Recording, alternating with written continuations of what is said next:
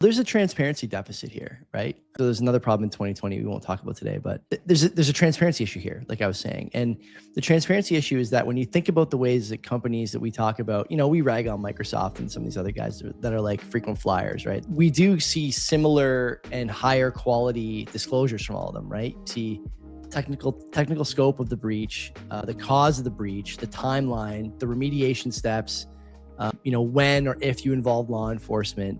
And then in Substack's email, there's a problem with our systems. That's not really a disclosure. Like, I still don't know exactly what happened. No one does, which is an issue.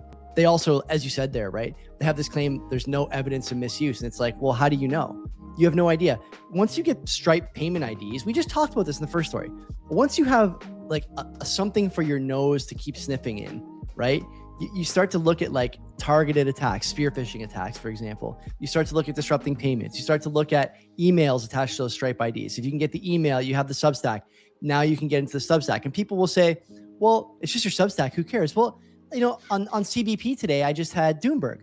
Doomberg's got, 100,000 subscribers, 200,000 subscribers, whatever it is. That's that guy's livelihood. So it's not just people sharing nonsense that they thought about on the way to the corner store yesterday and for their 10 subscribers, their 8 subscribers, right? It's people's business. So when you say you don't know, or when you say you're certain there was no misuse, you can't really say that. And so now if you're a creator, what are you thinking? My business is at risk. That is what the stance should be from Substack. We are putting people's businesses, their livelihoods at risk. Nothing about that in the disclosures. They either don't want to say it or they don't take it seriously. In either case, it's a red flag.